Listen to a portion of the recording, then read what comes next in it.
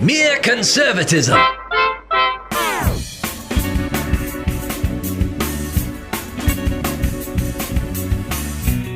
Wow, David, so glad to see you, as always, in the studio. Well, thank you. It's good to see you, too. That is David A Perry. lot of abortion talk this last week. Let's jump right in because I don't know about you, but I've discussed this with lots and lots of people. And it has been glaringly obvious, yet again, as I mentioned last week. So many pro-choice people have no idea what they're talking about. Not a clue. As a matter of fact, we're no longer talking about Roe v. Wade decision in this, what we're talking about now. I mean, literally, this is something totally different from that. David Perry and I'm Cleve Walker, by the way, and we just kind of jump right into things because, wow, it is front and center. Well, here's let's start off with this. And by the way, I didn't know this right here. This is interesting. The U.S. actually has one of the most permissive abortion policies in the entire world. A study last year showed that 47 of 50 European countries actually prohibit elective abortions or restrict them to 15 weeks or earlier. The U.S. is only one of 6 countries that doesn't do that. And by the way, in our company is China and North Korea. So that we're among. We're on the same level as China and North Korea when it comes to abortion. Which is I didn't crazy. know this. I mean, I really, I'm glad to hear that because now it lets me know again that this nation was just about on, and maybe still be, the cusp of out and out infanticide. Now, you and I believe that all abortion is infanticide, but this latest bill, it's nothing but infanticide. I mean, we're talking about right up to term and after. You're talking about the bill that Democrats they introduced in the Senate, and then they held a vote on it. Chuck Schumer decided the Women's Health Protection Act. Chuck Schumer decided he was going to do this. I believe they voted on it Wednesday. Yep. And it didn't pass. The Senate, it failed 51 to 49. He didn't expect it to pass. No, he really didn't. I don't know why they. I don't know. I can't figure out why they did it. I can tell you why because I want to hear the rest of what you have to say. They did it because they think this issue will galvanize more of their base who they feel right now are totally dispirited by everything. They needed something like this, they think, to really gin up some type of passion that was totally lacking in the wake of Biden's inept handling of the nation. Yeah, and I guess to do something like this and think that it's going to help you politically, you have to assume that you're not going to turn anybody away by doing it, and you're going to energize your base, which means turnout. Yeah, because a lot of times these elections, they're based on turnout. Yeah, it's how you motivate people to come and vote. You want to motivate your people to come and vote and demoralize the other side from coming and voting. So I guess this was motivation. That's what they think. They don't have anything else, David. I mean, they literally do not have anything else. Yeah, and I suppose to be consistent, they kind of had to do this. I mean, doing something like this is consistent with what the Democrats have been saying on this issue. Now, I don't know who the Democrat is that voted against it. Do you? Well, yeah, Manchin. It was Manchin. Yeah, okay. Yeah, he voted against. He said earlier that he was going to vote against it. By the way. Okay. Well, so here's the thing about these laws, and I read the law. I've read the bill. I should say it's not a law, thankfully. Amen. They allow for abortion up to point of birth. Yeah. Here's why they do that, because they've started putting very specific language in these bills. This is the same thing that they did in New York, where a lot of conservatives, you've heard us say that they have legalized it up to point of birth because they legalize abortion in the case of a risk to the life or health of the mother. Yeah.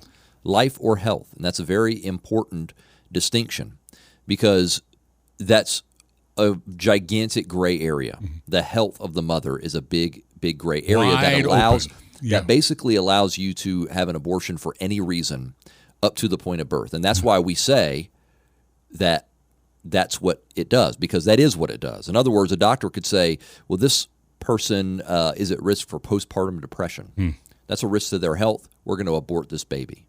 And that would be a good enough reason to kill a baby that was just about to be born. So this is a radical pro-abortion bill. 49 Democrats voted for it. We got to remember that, by the way. Yeah. Okay, got to remember that. And there are other things that the bill does. The language of the bill suggests that it suggests that you wouldn't be able to make a law about parental consent. Right. There's a lot of things in the bill that basically wipe out any and all road bumps that any state has ever put into all place. All the protections, all the conscience clauses are gone, by the way, so that a doctor or nurse, could not opt out because of conscience like they can now. Yeah, it gets rid of the requirements for abortion facilities to have admitting privileges to hospitals and all kinds of things like that. In other words, it throws the door wide open. Everything you can think of that states have done when it comes to abortion, it wipes all of it out. And it's like we said, it's a radical law. It's a radical bill, I should say. Luckily, it didn't pass. But this is who Democrats are. Thank you. And this is why, David, I told you earlier before we began production of the podcast, I am glad Schumer did this. I know he had totally different political calculations for why he did it. But folks, on our side and on their side, by the way, need to see exactly the outrageous attitude these people have towards one of the key, I think it's the key issue of our times, but they need to see this. They need to hear this. And you brought out a good point, because I kept waiting for where are the moderate Democrats? Where are those who want to call a halt to what the progressives are doing with the party? They ain't there. There's just one. Yeah, with the exception of Manchin. They're not, and Manchin is in West Virginia. So I hate to say it, but he can make political calculations and say, if I vote for this thing, I'm not going to be a senator next time round. But for whatever reason, the Democrat Party has sold its soul to the progressive wing, and therefore I have nothing at all now nothing good to say about the Democrat Party. Well, it's been a long time since I've even considered anything good about the Democrat Party, so I don't have anything nice to say about any of those politicians. Usually, but yeah, it's bad. It's not a good thing. But they held the vote. Now we see where they stand on it, and Democrats can say all they want. No, I don't. Democrats don't want abortion in the third trimester. They can say that all they want. Democrats do want that. They just voted on it in the U.S. Senate. It's there. It's out there, and I believe the mistake they made is they're believing their own press, because I've said for quite some time, you've heard me say it, I don't think this country is where they think it is. As far as our population, particularly our voting population. We're not left yet. They think we are because they tell themselves that all the time on their own TV stations and media, but we're not there yet. And I still believe the majority of Americans hear what you and I are talking about, the Dems want to do with this abortion bill, and they are, they're saying these people are wacko. And Democrats, rank and file, need to look the real issue in the face. You hear a lot of things when you talk about this with somebody, because there's so many different ways you can talk about it. But a lot of them will say, well, third trimester abortions don't happen. They're illegal. They don't happen. It's like, okay, well, first of all, if they don't happen, then why are you complaining about a law that bans them? Right. Second of all, they do happen because of this language that we talked about in the bill, where there's an exception for the health of the mother. And also, a lot of these bills allow for an exception if there is a deformity. If the baby is deformed or something like that, and they discover this, they decide that we'll just kill the kid. And I actually had a discussion with a pro-abort person who said, I have this individual. He actually said, I have seen families who have these kids with disabilities, and they're caring for these kids, and it's so hard. And why would you force that onto anybody? And how could you do that to somebody? And I asked him, I said, well, let me ask you this. When you see these families who are caring for these children with disabilities, do you think to yourself, they probably ought to just kill that kid? Mm-hmm. Is that what you think in your brain? It must be. I'm sorry. Because I don't think that it is. The disconnect with people is that they can't help but think that if they can't see the baby hasn't been born yet, the baby is not really here. It's not really alive. Yeah. And the whole pro-life movement is about seeing that unborn child as a person, as a baby. Because what I'm saying is that there's no difference between killing the child at 6 months after birth as a little baby because he's deformed or something, or killing him in the womb. Mm-hmm. There's not really a difference. And I'm not talking about children who can't live without life support. That's a different discussion and all that stuff. You have the discussion anytime somebody's on life support, what to do in that situation. We're talking about severe deformities where who knows what it is, but you can't justify killing the unborn child with deformities unless you can also justify killing the born child with deformities. Well, as a matter of fact, the Democrats won't even repudiate something that GOP has brought out many times. They believe abortion can be based on things like the gender of the child. Well, that's another thing that this law that the Democrats just voted on does away with. See, some states actually have laws that say you can't abort a baby because you're for gender reasons, because it's a girl and you wanted a boy or vice versa. This law that they voted on does away with that. You can't, for any reason, you can't have that discussion. You can't check with that on the woman. So much for their support for feminism, okay? Because most of those who are not chosen are females. Yeah, this is the bill is abortion on demand up till birth, which means on demand means for any reason whatsoever. No questions asked, up to birth. I guess the question could be asked: is your health at risk? Because that's what they need. They need some health risk to the mother in order to kill the child. And here's the thing: we've known this for some time. But a couple of years back now, then Governor Ralph Northam, a Democrat governor, he actually said that the child might be born, and the parents have a conversation with their doctor. We make the child comfortable, and then that's an example of him talking about a child with deformities. And look, what I'm saying is there's no. He was honest there. Yeah, too honest. I think he realized afterwards I'm not supposed to put it in those terms. So again, it's what we said. Now, I said this. You weren't even born when Roe v. Wade was actually a decision. Luckily, I survived it. Yes, you did. You were blessed to. But what we were saying back then was, this is the slippery slope. This decision, besides the fact it was a bad judicial decision in taking away the state's authority in any matters like this, but we said it would get to this, and they laughed at us. You know what's funny about it is that this bill that the Democrats voted on Wednesday is actually more radical than Roe v. Wade. Yes, many times so. Because Roe v. Wade set up basically a system of viability, basically. Is that after viability, it opened up the ability for people to ban abortions, but before viability, they didn't. What Roe v. Wade didn't count on is that viability got shorter and shorter and shorter as the years went on. But see, this law goes way beyond that. Way beyond it. In fact, if you had introduced a law, if you're Chuck Schumer and you had introduced a law that mirrored what Roe v. Wade said, it might have passed. Frankly, because you probably could have gotten some Republicans like Murkowski that tend to vote, they're swing voters basically, who may have voted for that. Yeah, they are for Murkowski, and not only that, but the Republican senators from Maine are for actually the Roe v. Wade decision. Yeah, they couldn't vote for this, but you're right. But the point is, they needed to gin up their progressive base. And this kind of action is what will do that for them.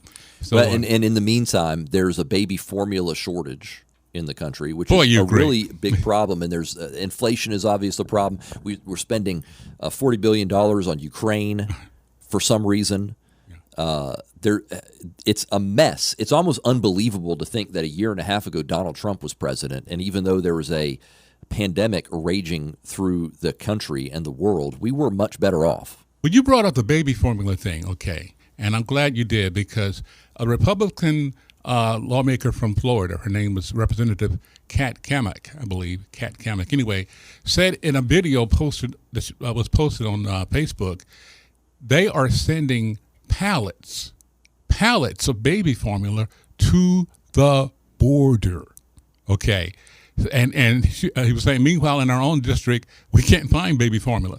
And Cammack actually posted pictures to social media of empty formula shelves in Florida next to the pallets of food that are being sent down to our southern border for the sake of the babies that are coming across there with their moms and their parents.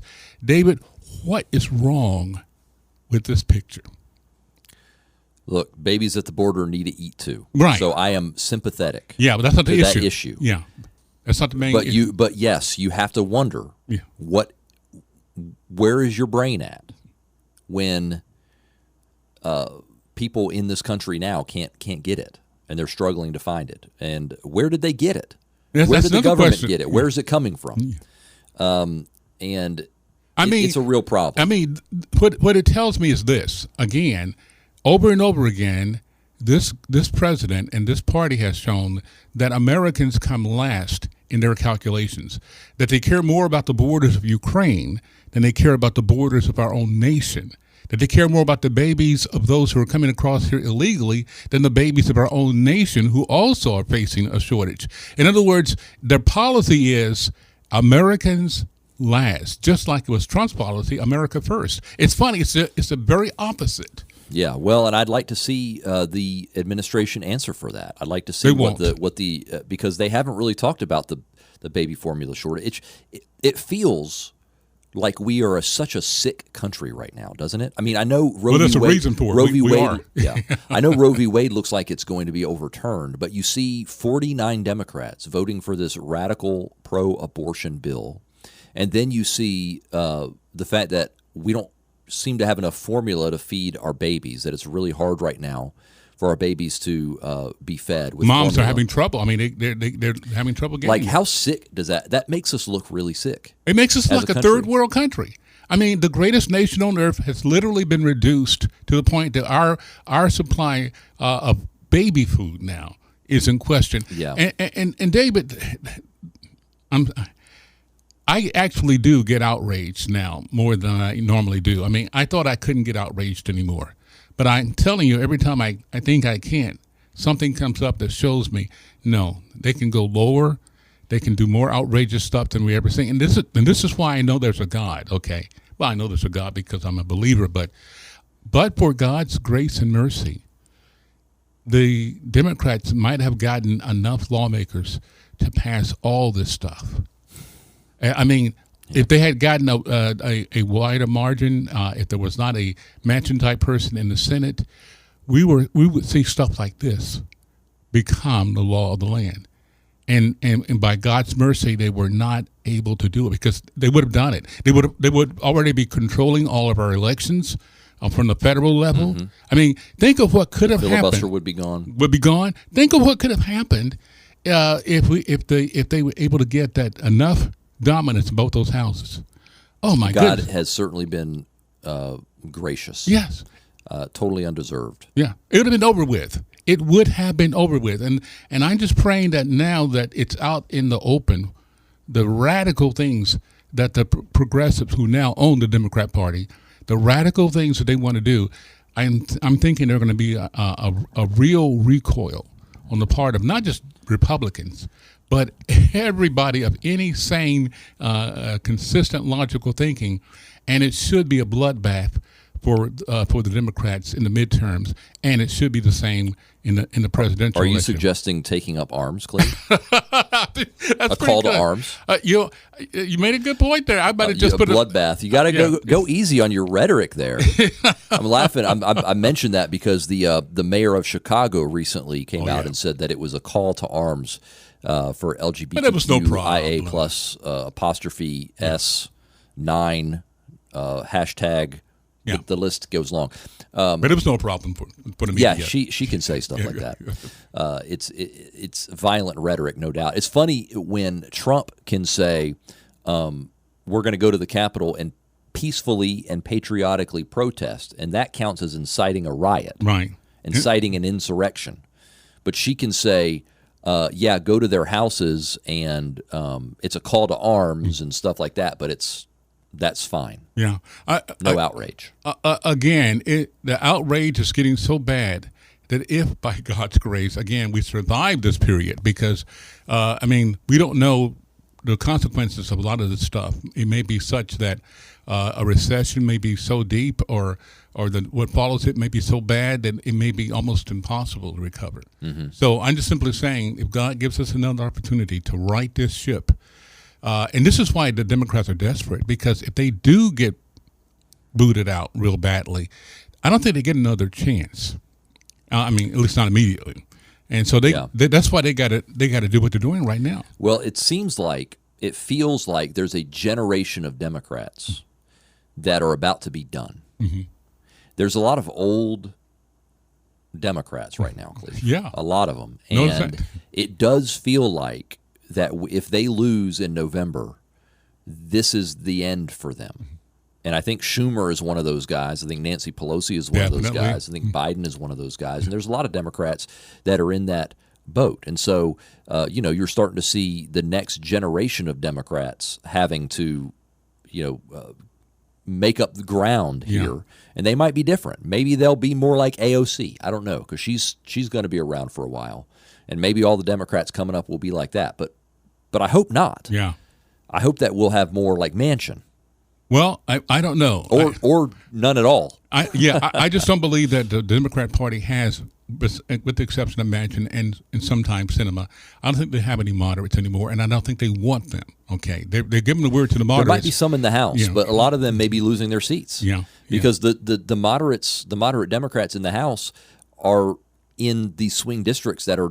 Those are the seats. I hear what you're saying. I hear what you're saying, but I don't even call any.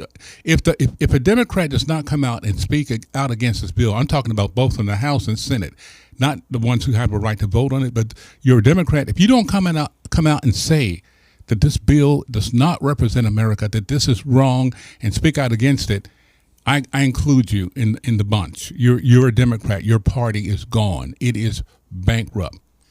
One quick thing. This is kind of funny. I have to end up with something funny because what we're talking about now is kind of heavy. Twitter has put a pause on hiring starting this week while company executives leave the social media company. Are you laughing at their misery, Cleve? Well, their safe space is gone. But yes. And see, Elon Musk, he's coming in there to clean house, literally. He's going to have Trump on the Twitter platform. I'm going to tell you that right now. It's going to happen. But the point is, he's coming in there to clean house. He's going to open up the sunlight on the algorithms and everything that's been going on. They got to get out of there. I mean, they have got to leave. And I only bring this up because, again, in the big scheme of things, Twitter, is not the more important issue. Abortion and life, that's the most important issue. But if one media platform begins to crack under the demand for freedom of expression and equal treatment of topics and political parties, it's going to happen elsewhere at some point too. So I take that as a good sign. Is what I'm trying to say. A really good sign. Yeah. You want to work at Twitter? I probably would now. If I'm not a good enough. I'm not like you. To me, you're media savvy. Okay. I don't know about that. Well, a lot more than me. But I take anything like this as a ray of hope, because this guy. I told somebody the other day. No, I don't think he's a conservative. He's not a Christian guy. I think maybe the opposite. But I do believe he really is a free speech guy. And give me free speech any day, and I think our side wins out, David. Well, and that makes Twitter more important. It's not just an app on your phone. And even though it is one of the smaller social media companies, it has a lot of influence because it's the source for a lot of the media. Definitely. To go on and get information and look for stuff. So that makes it it's powerful beyond its size. It has a lot of leverage in that way because of the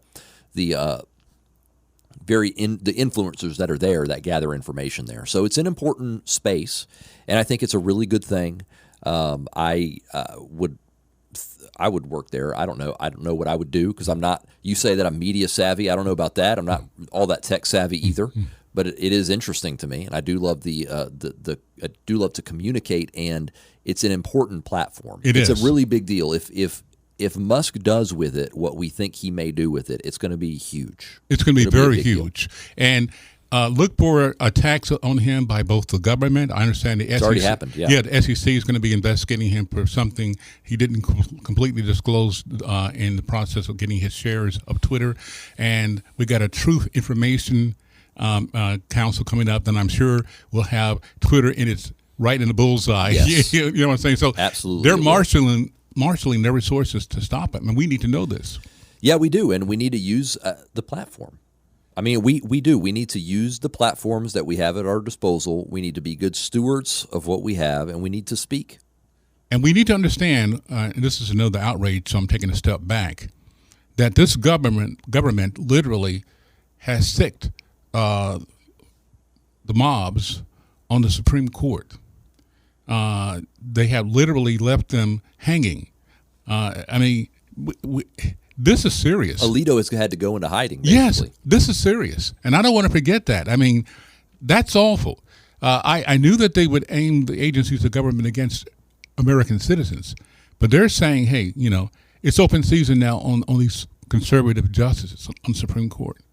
And some people are saying, I want to get your opinion on this real quickly. They're saying they think that Roberts should go ahead and issue the decision rather than waiting any longer. Yeah, definitely. Why do you think as soon as possible? Why? Well, because it's already the result is already out, and a lot of these mobs, basically what they're doing is they're trying to intimidate the justices. If the decision comes down and it's over with and the leverage is gone, it's happened already. Gotcha. And I think that would alleviate a little bit of pressure. And I think people on their side generally hold out the hope that they can actually intimidate them into maybe changing. Yeah. And what I don't know is how far along the final decisions were, because what we saw was a draft from February. These things, they do tend to change. They do tend to tweak. We heard that the majority still held, that the decision was still what it was going to be. I hope that holds true. But maybe they're still working on the draft. They need to hurry up. Yeah. And they need to do it. And the reason is because the justices need to be able to be. I think that they're going to be safer, frankly, if the decision can go ahead and come out. Get it out and get the mystery out of there and take it from there. Well, David, again, great way to end the podcast here. Folks can hear this again at any time. Yeah, make sure you find us on Apple Podcasts. You can go look on Facebook, Mere Conservatism, or on YouTube. Just search for MereCon Media. You'll find us. Definitely great. David Perry, I'm Cleve Walker. And again, it's not over with yet. I really believe that. So keep the faith. We're not finished yet. Have a great one.